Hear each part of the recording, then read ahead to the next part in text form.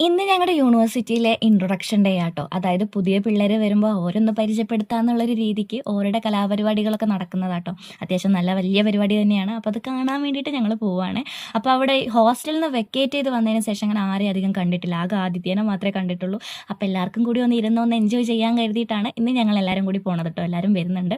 ബസ്സിലൊക്കെ അത്യാവശ്യം നല്ല തിരക്കൊക്കെ ഉണ്ടായിരുന്നേ. അങ്ങനെ ഞങ്ങൾ നേരെ ഹോസ്റ്റലിലേക്ക് പോകാനാണ് വിചാരിച്ചത്. പക്ഷേ ഹോസ്റ്റലിൽ കയറാൻ പറ്റില്ലല്ലോ. അങ്ങനെ ഞങ്ങൾ സോനേനെയും കൂട്ടിയിട്ട് ഞങ്ങളുടെ സ്ഥിരം സ്പോട്ടിൽ വന്നിരുന്നു കേട്ടോ. കുറെ കഴിഞ്ഞപ്പോഴേക്കും അതുല്യം വൃന്ദയും കൂടി വന്നിട്ടുണ്ടായിരുന്നു. അതുല്യ വരൂല എന്നൊക്കെ പറഞ്ഞ് പറ്റിച്ചിരിക്കുകയായിരുന്നു. പെട്ടെന്നായിരുന്നു എൻട്രി കേട്ടോ. എന്നിട്ട് ഞങ്ങൾ നേരെ മിഠായൊക്കെ വാങ്ങിയിട്ട് ഫുഡ് കഴിക്കാൻ പോകാൻ വിചാരിക്കുകയാണ്. കാരണം ഫുഡ് കഴിച്ചിട്ട് പരിപാടിക്ക് പോയാൽ പിന്നെ കുഴപ്പമില്ലല്ലോ. അങ്ങനെ ഫുഡ് കഴിക്കാൻ വേണ്ടി പോയ ഹൈവേ ഗ്രില്ലിലാണ് പോയത്. സോനേൻ്റെ വണ്ടി ഞങ്ങളെല്ലാവരും കൂടിയിട്ട് എങ്ങനെയൊക്കെയോ ആണ് ആ കാറിൽ ഇരിങ്ങി ഞങ്ങൾ വന്നത് കേട്ടോ. അങ്ങനെ ഞങ്ങൾ നേരെ മന്തി കഴിക്കാൻ വേണ്ടിയിട്ടാണ് പോയത്. കുറേ നാൾക്ക് ശേഷം ഇങ്ങനെ ഇരുന്ന് കഴിക്കുമ്പോഴേ വല്ലാത്തൊരു ഫീൽ കേട്ടോ. എല്ലാവരും ഓരോ വഴിക്കല്ലേ. അപ്പം അതൊക്കെ കൊണ്ട് തന്നെയാണ് ഞങ്ങൾ വന്നത്. എല്ലാവരും കൂടി ഒന്ന് ചില്ല് ചെയ്തിരിക്കുക എന്നുള്ളൊരു ധാരണയിൽ അവിടെ പോയപ്പോഴേക്കും പിള്ളേരൊക്കെ ഒരേ ഡാൻസ് ആയിരുന്നു. എൻ്റെ കൂടെ ഞങ്ങളും കുറേ ഡാൻസൊക്കെ കളിച്ച് അങ്ങനെ ഇരുന്നു കേട്ടോ. എനിക്കാണെങ്കിൽ എൻ്റെ കോളേജ് ലൈഫ് നന്നായിട്ടേക്ക് മിസ് ചെയ്യുന്നുണ്ട് ഗൈസ്.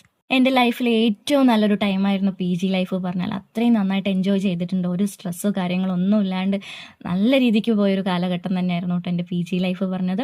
സാധാരണ സിനിമാറ്റിക് ഡാൻസൊക്കെയാണ് കൂടുതൽ ഉണ്ടാവാറ്. പക്ഷേ ഈ പ്രാവശ്യം തീം ബേസ്ഡ് സാധനങ്ങളൊക്കെ വന്നിട്ടുണ്ട്. അത് നല്ലൊരു പുരോഗമനം തന്നെയാണ്. പക്ഷേ പിള്ളേർ കുറവായിരുന്നു കേട്ടോ. അങ്ങനെ ഒരു 3-3:30 ആയപ്പോൾ ഞങ്ങൾ നേരെ ഡിപ്പാർട്ട്മെൻറ്റിലേക്ക് പോയി. ഹോസ്റ്റലിൽ വെക്കേറ്റ് ചെയ്തത് അവിടെ കിടന്നുറങ്ങാൻ പറ്റില്ല. അപ്പോൾ എവിടെയെങ്കിലും ഒന്ന് ചുരുണ്ട്